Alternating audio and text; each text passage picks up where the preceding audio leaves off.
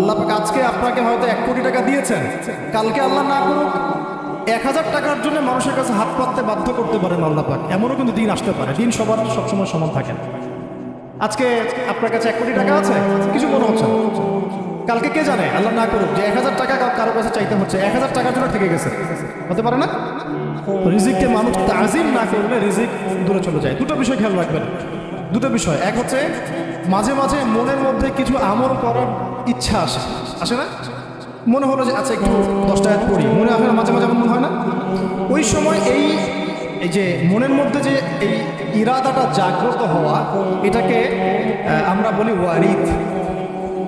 অন্য ভাষায় আপনি বলতে পারেন মেহমান। কি বলতে পারেন? এটা আল্লাহর পক্ষ থেকে আপনার কলবের মধ্যে মেহমান হিসেবে এসেছে।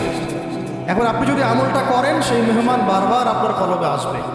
যদি আপনি ওই সময় আমলটা না করেন, মেহমান চলে যাবে, মেহমান অসম্মানিত হলে পরে আর আসবেন না। একইভাবে রিজিক আল্লাহ পাক দিয়েছেন, এর তাজিম যদি করতে পারেন রিজিক বেশি আসবে।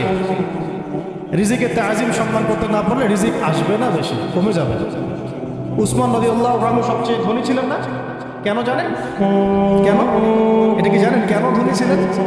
একে তো তিনি প্রচুর দান সদকা করতেন, এটা তো আপনারা জানেনই। আরেকটা জিনিস অনেকে জানেন, তিনি উটের পিঠে বসেছিলেন, কিছু একটা খাচ্ছিলেন, এই 2-1টা দানা পড়ে গেছে নিচে। উটের পিঠ থেকে নেমেছেন, নেমে সেই দানা উঠিয়েছেন, পরিষ্কার করেছেন, ধুয়েছেন, আবার খেয়েছেন। তার এই 2-4টা দানা মানে পরোয়া না করলেও চলে, তার প্রচুর অর্থ সম্পদ আছে। এত অর্থ সম্পদ যে তাবুক যুদ্ধের দিন 30,000 সেনাবাহিনীর দায়িত্ব নিয়েছেন। 30,000 সেনাবাহিনীর দায়িত্ব নিয়েছেন। সেনাবাহিনী যাবে, থাকবে, খাবে, তাবু টাঙাবে, সব দায়িত্ব তার। 30,000 সেনাবাহিনীর দায়িত্ব নেওয়া কি 4 টাকারই কথা?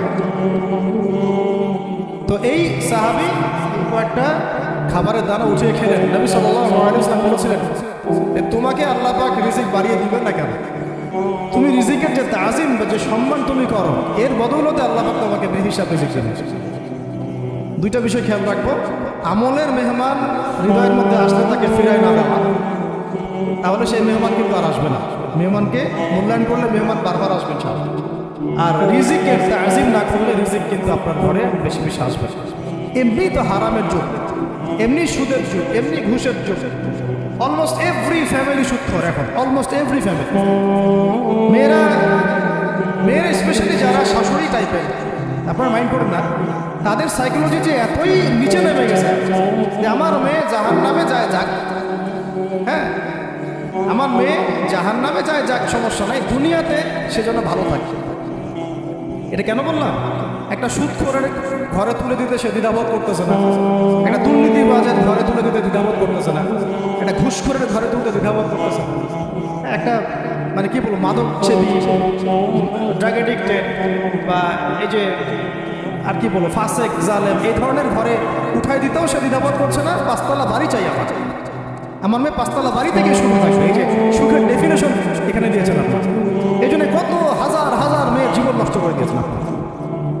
আমার কথা মাইন্ড করে না, হাজার হাজার মেয়ের জীবন মায়েরা নষ্ট করে দিয়েছে শুধুমাত্র মেয়েদের দুনিয়াবি সুখ এর সংজ্ঞাটা বুঝতে ভুল করার কারণে।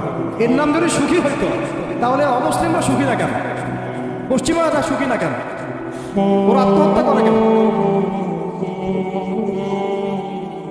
এভাবে মেয়েদের জীবন নষ্ট করেছে। অথচ অল্প যদি হালাল রিজিকও হতো, আল্লাহ পাক তাকে বরকত দিতেন, সুখে থাকতেন। আল্লাহ পাক আপনাদেরকে রিজিকের মূল্য বোঝার, তাজিম করার তৌফিক দান করেন, আমিন।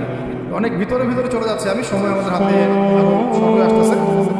তো এখানে একটা কথা বলে দেবো যে রিজিকের প্রসঙ্গ যেহেতু আসছে, যে হালাল খেতে হবে আমাদেরকে, হারামের দ্বারস্থ হওয়া যাবে না।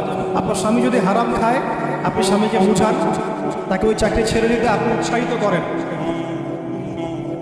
আমি আপনাদেরকে একটা অনেস্টির সাথে একটা কথা বলি, যত এই যে প্রশাসনে যত ঘুষখোর আছে, ঠিক আছে, যত দুর্নীতিবাজ আছে, যত মাদক সেবী আছে, মাদকের ব্যবসায়ী আছে, যত সুদখোর আছে, এরা সবাই কেন এই খারাপ কাজগুলো করে জানেন? তার স্ত্রীকে ভালো রাখার জন্য, তার মাকে ভালো রাখার জন্য, তার সন্তানদেরকে ভালো রাখার জন্য। তাহলে স্ত্রী হিসেবে, সন্তান হিসেবে, মেয়ে হিসেবে আপনি বলবেন যে আমাদের এসব ভালো দরকার নাই আপু, হে আমার প্রিয় স্বামী, আমার এসব ভালো দরকার নাই। হে আমার ছেলে, আমার এসব ভালোর দরকার নাই, তুই হালাল পথে থাক, ওইখানে তুই আমাকে ডাল ভাত খাও, আমি খুশি আছি। এইভাবে আপনারা তাদেরকে মোটিভেট করেন, দেখবেন সমাজে হারাম কমে গেছে। আর হারাম খাওয়া এই ছেলে মেয়েগুলোও কিন্তু মানুষ হবে না। হারাম খাওয়া যে ছেলে মেয়েগুলো রক্ত মাংস করে উঠছে, এরাও কিন্তু মানুষ হবে না। আল্লাহ পাক আমাদেরকে হালাল খাওয়ার তৌফিক দান করুন, এবং হালালের জন্য আপনাদের ভূমিকা অনেক বেশি।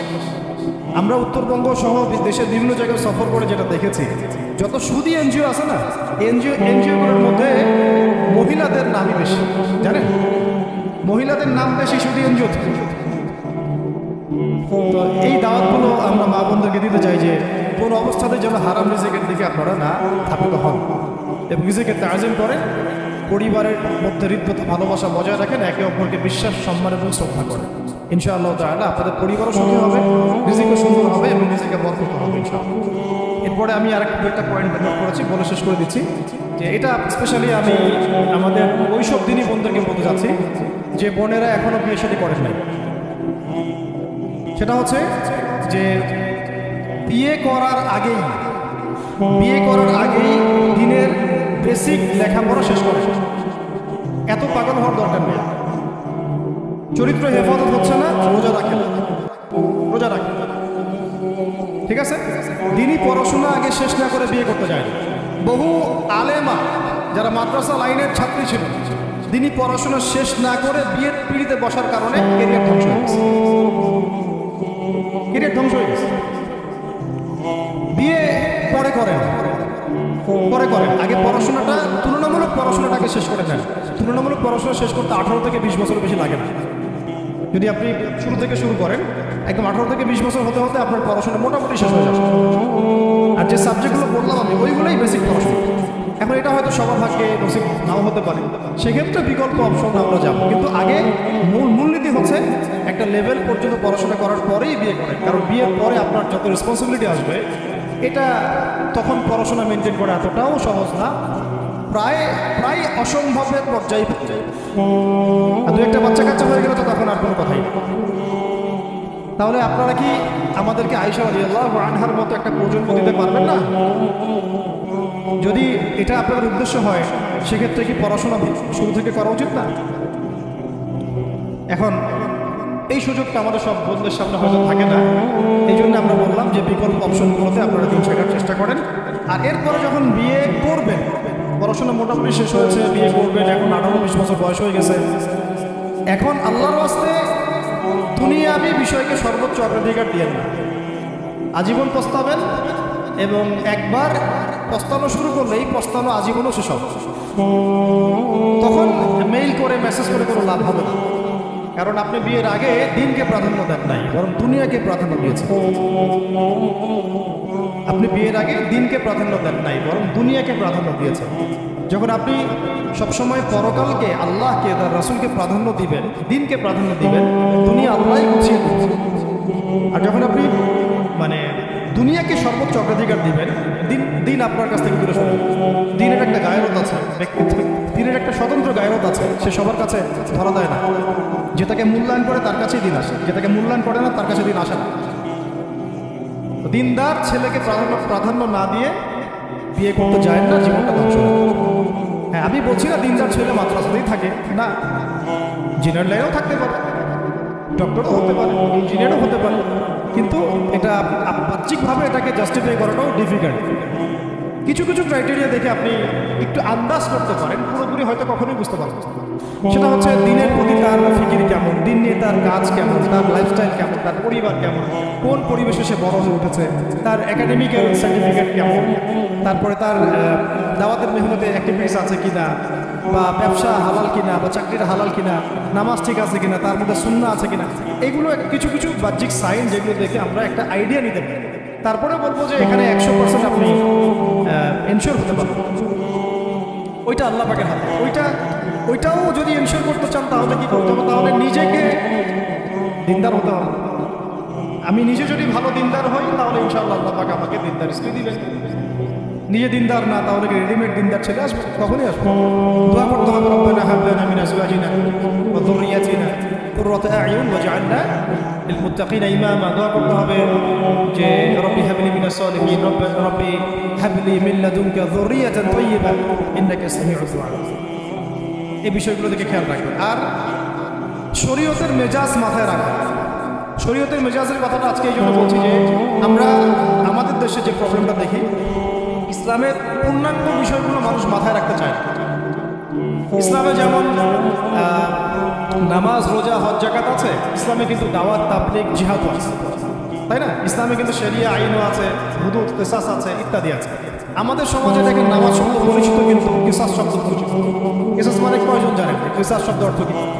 অনেকেই জানেন না, কিন্তু কিসাস একটা কোরআনের একটা ফান্ডামেন্টাল বিধান যে কেউ যদি আপনার চুরি করে হাত কেটে ফেলতে হয়, কেউ যদি ব্যভিচার করে ব্যবচাঘাত করতে হয়, বিবাহিত হলে রজম করতে হয়, কেউ যদি মুরতাদ হয় তারও মৃত্যুদণ্ড শাস্তি আছে, কেউ শাতেমে রাসূলকে গালি দিয়েছে তারও মৃত্যুদণ্ড আছে। এরকম অনেক বিধান আছে, হুদুদ এবং কিসাস আছে। হত্যার বদলে হত্যা, চোখের বদলে চোখ, জানের বদলে জান। আমাদের সমাজে এগুলো পরিচিত না। নামাজ পরিচিত, তাসবিহ তাহলিল পরিচিত, ঠিক আছে। এরকমই সমাজেও বহু বিবাহ এটা অপরিচিত। হ্যাঁ, আপনি একটা বিয়ে করে বাইরে 4টা 5টা 6টা মেয়ের সাথে খারাপ সম্পর্ক করলে সমাজ এটাকে প্রমোট করে, এটাকে কাছে আসার গল্প নাম দেয়। কিন্তু একটা মেয়ের পুরো জীবনের রেসপন্সিবিলিটি আপনি নেবেন হালালভাবে, তখন সমাজ আপনাকে বাঁকা চোখে দেখবে এবং বিতর্কিত। আমরা এখনো ওই ইসলাম ওই মেজাজে যাইতে পারি না। আমার মেয়েকে বড় করার সময় এটা তার মাথায় ছোট থেকে দেওয়া উচিত যে হ্যাঁ, ইসলামে কিন্তু বহু বিবাহের ব্যাপারও আছে, ওকে ওইভাবেই ওই মেজাজেই বড় করা উচিত। এখানে আরেকটা প্রশ্ন আসতে পারে যে এটা তো ঐচ্ছিক। অবশ্যই ঐচ্ছিক, কেউ চাইলে করতে পারে, কেউ চাইলে নাও করতে পারে, সবার উপর কখনোই না। এবং এটাকে আমরা বড় বড় স্কেলে এটাই সুন্নত সেটাও বলতে পারবো। ওইটা একটা নির্দিষ্ট প্রেক্ষাপটে অ্যাপ্লাই করার বিষয় ছিল। যেমন উহুদের যুদ্ধ হয়ে গেছে, অনেক মেয়ে এতিম হয়ে গেছে, এখন এই মেয়েগুলো দায়িত্ব কে নেবে? বহু বিবাহের ব্যাপারটাতে আসলো তখন সূরা নিসার আয়াত যে তোমরা এখন পছন্দ হলে এটা কাউকে ফরজ করা হয় না, কারোর উপরে ফরজ করা হয় না। যার সামর্থ্য আছে তোমরা করতে হবে, খালাস। ওই মেয়েগুলোর দায়িত্ব নিয়ে নেওয়া হলো রাষ্ট্রীয়ভাবে, এবং তারা সম্ভ্রম পেল, সম্মান পেল, গার্ডিয়ানশিপ পেল, তাদের সমস্ত অধিকার ফিরে পেল। এটা ইসলামের একটা বিধান আছে। একেবারে এটাকে বাদ দিয়ে এটাকে অস্বীকার করা, কুফরি করলে কিন্তু কোরআনের সাথে আপনার কুফরি হয়ে যাবে। আপনার নিজস্ব রুচিবোধ থাকতে পারে যে আমি এটাকে পছন্দ করি না, সেটা আপনার ডিসিশন, এটা কোনো সমস্যা নেই। এমনকি ইসলাম আপনাদেরকে বলেছে যে মেয়ের অনুমতি ছাড়া তাকে বিয়েও দেওয়া যাবে। সবার নিজস্ব জায়গায় থাকতে পারে, কিন্তু ইসলামের প্রত্যেকটা বিধানকে মাথায় রাখা যেটা ইসলামের একটা অংশ। না হলে আমরা অনেক সামাজিক সমস্যার সমাধান দিতে পারবো। বাংলাদেশে এখন 6 লক্ষ মেয়ে আছে যারা এতিম, অবিবাহিতা, বিধবা, আরও বেশি। আমরা রাষ্ট্রীয়ভাবে তাদের কোনো ব্যবস্থা করতে পারবো না, সম্ভব। তো এইখানে মেয়েদেরকে, যেহেতু মেয়েদের মধ্যে আমি কথাগুলো বলছি, এই জন্য আমি এই কথাটা টাচ করলাম যে ইসলামের পূর্ণাঙ্গ বিষয়গুলো আমাদের মাথার মধ্যে রাখা, যে আমাদের যেন এমন কোনো বিষয়কে অস্বীকার করে না বসে যেটা আবার আমাকে ইমান থেকে বের করে দেবে। আমার নিজের আমল না হতে পারে, আমি নিজে সেটা পছন্দ না করতে পারি, বা আমার মতামত থাকতে পারে, সেটা আলাদা এক বিষয়। কিন্তু ইসলামের বিধানগুলোকে আমরা কোনোভাবে যেন ডিনাই করতে না চাই, এটা আমাদের মাথায় রাখতে হবে। আর এটা সমাজের কল্যাণের জন্যই আল্লাহ রাব্বুল আলামিনের পক্ষ থেকে একটা এখতিয়ার দেওয়া হয়েছে। আর দুটা বিষয় শেষ করছি, সেটা হচ্ছে ওই যে ইলমের কথা বলেছিলাম শুরুতে, এর সাথে আমি আমার ব্যক্তিগত জীবন থেকে বলছি আর 3টা জিনিস ইলমের সাথে খুব বেশি কানেক্টেড, এটা মাথায় রাখবেন। একটা হচ্ছে আদব। একটা কি? আদব। আদব রক্ষা করতে না পারলে ইলম অর্জন করতে পারবো না। তাই আদব রক্ষা করার জন্য আমাদেরকে ওই জেনারেল লাইনে পড়াশোনার মেজাজটা ত্যাগ করে আসবো। আমরা ওইখানে যে মেজাজে পড়াশোনা করি, ওই মেজাজটা আমাদেরকে একটু কর্পোরেট হতে শেখায়। মানে আমি বেতন দিয়েছি 500 টাকা, আমি 500 টাকার ক্লাস পাইলাম না কেন, তাই না? মেজাজটা এরকম আর কি। অথচ এখানে ওস্তাদের দোয়া নেওয়ার জন্য আমাদেরকে সিরিয়ালে দাঁড়িয়ে থাকতে হবে, এটা হচ্ছে ইম্প্যাক্ট। এটা হচ্ছে ওই অন্য জায়গা। এখানে একজন নবী হয়েও মুসা আলাইহিস সালাম যুগের পর যুগ হাঁটছেন এমন একজন ব্যক্তির সাক্ষাতের জন্য যিনি তার চেয়ে বেশি জ্ঞানী, তার নাম খিদর আলাইহিস সালাম, যিনি তাকে সাথে নিতে চাচ্ছেন না। তিনি বলছেন যে ইন্নাকা লান তাস্তাতিআ মা'ইয়া সাবরা, তুমি তো আমার সাথে ধৈর্য ধরতে পারবে না। কিন্তু মুসা আলাইহিস সালাম তারপরে চললেন, বারবার প্রশ্ন করলেন, কিন্তু শেষ পর্যন্ত সম্পর্ক কিন্তু নষ্ট হয়ে গেল। মনে আছে কি সূরা কাহফের কথা বলছে?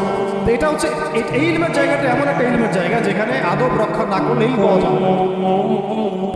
একটা বিষয় হচ্ছে তাসকিয়া, ইলম অর্জন করে ওস্তাদের কাছ থেকে দোয়া নেওয়া এবং আত্মশুদ্ধি অর্জন, মনের মধ্যে কোনো হিংসা না রাখা। আমাদের সবার এখন মনের মধ্যে যে হিংসা দিয়ে হিংসাগুলোকে ছেড়ে দেন, মন বড় করে ফেলেন, আল্লাহর জন্য ছেড়ে দেন। হিংসা ত্যাগ করেন, গীবত করা বন্ধ করে দেন, অপবাদ দেয়া তো একেবারেই নিষেধ, পরশ্রী কাতরতা ছেড়ে দেন, মনটাকে একদম খালেস করে দেন।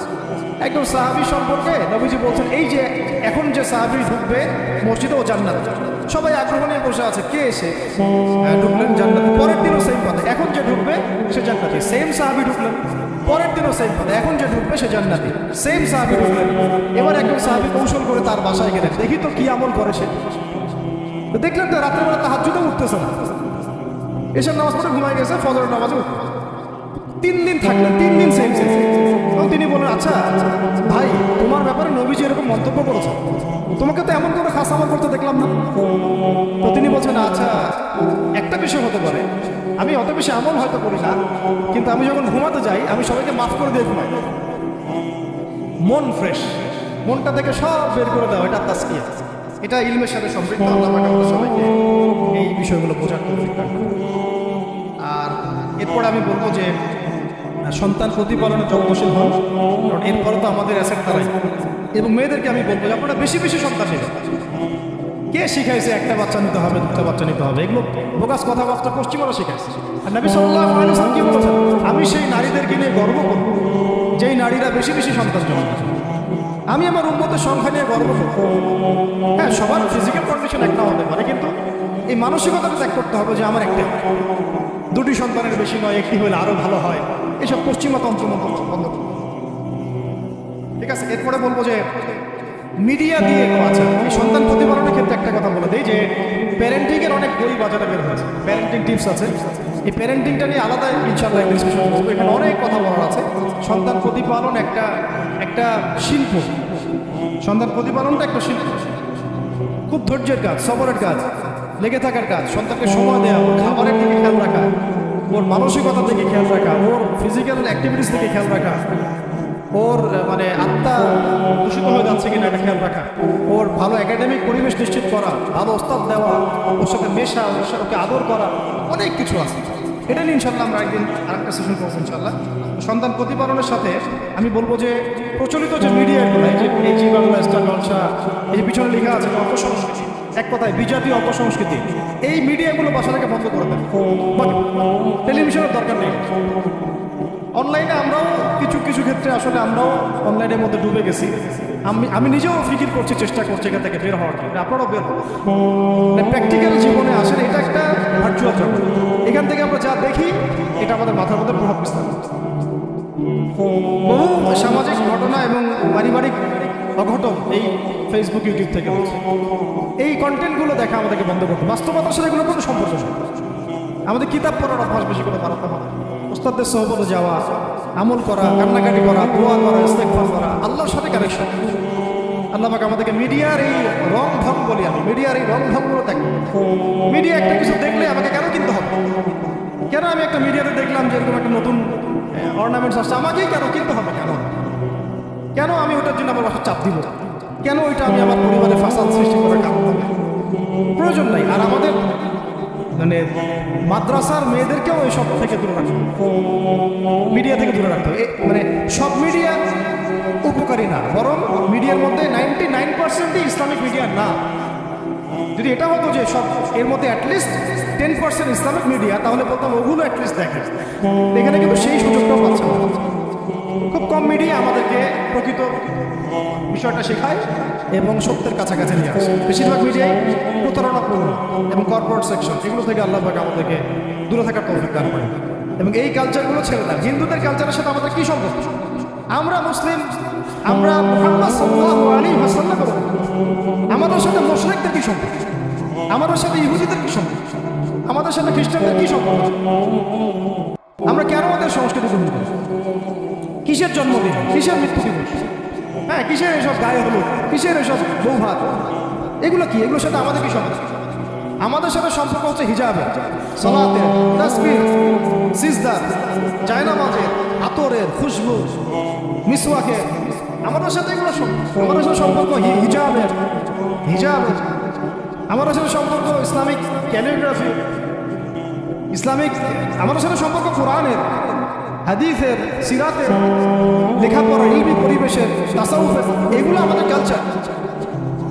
তো কালচার খুব ইম্পর্টেন্ট। কালচার থেকে দূরে সরে গেলে আমাদের আকীদা নষ্ট হয়ে যায়। আল্লাহ পাক আমাদেরকে আমাদের কালচার ধরে রাখার তৌফিক দান করেন। আর দুটো কথা হচ্ছে, হিজাবে কঠিন হয়, হিজাব একটু কঠোর হয়ে যায়।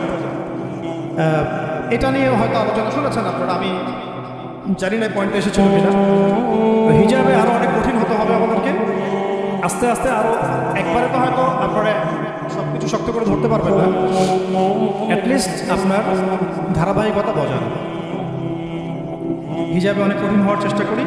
আমাদের অনেক দিনই বোনকে আমরা একটু ক্যাজুয়াল দেখি হিজাবের ব্যাপারে, এটা থেকে আপনার বের হওয়ার তৌফিক দান করেন, আমিন। আর একটা মেয়েদেরকে একটা মেসেজ করবো, স্পেশালি যে অল্পে তুষ্ট থাকেন, অল্পে তুষ্ট থাকেন, ইনশাল্লাহ জীবনে সুখী হয়ে যাবে। আর শেষ কথা হচ্ছে, আলেমা হওয়ার চেষ্টা করেন, আলেমা হওয়ার চেষ্টা করেন, দায়ী হওয়ার চেষ্টা করেন, এবং মেয়েদের মধ্যে ব্যাপক দাওয়াতি কাজ করার চেষ্টা করেন। এইটা জীবনের লক্ষ্য উদ্দেশ্য বানায় নেন। ইনশাল্লাহ আপনার জীবনের লক্ষ্য যদি এমনই হয়, দেখবেন এমনই জীবন সঙ্গী আপনি পেয়েছেন যার জীবনের লক্ষ্য সেম, তখন দুজনে মিলে আপনি কাজ করতে পারবেন। আমাদের এখন প্রচুর আলেমা দরকার, আমাদের প্রচুর দায়ী বোন দরকার, আমাদের মুআল্লিমা শিক্ষিকা বোন দরকার। ঠিক আছে, আমাদের প্রত্যেকটা ডিপার্টমেন্টে এরকম যোগ্যতা সম্পন্ন দিনই বোনদেরকে দরকার। এইটা তো আর একা আমাদের পক্ষে করে তোলা সম্ভব না। সবাই আমরা যদি হাত লাগাই এবং আমাদের উম্মাকে নিয়ে ফিকির করি, ইনশাআল্লাহ তাআলা আজকে যে বিষয়গুলো আলোচিত হলো, এগুলো ইনশাআল্লাহ শুধু তাত্ত্বিক কথাবার্তায় সীমাবদ্ধ থাকবে না, ইনশাআল্লাহ বাস্তবে রূপ লাভ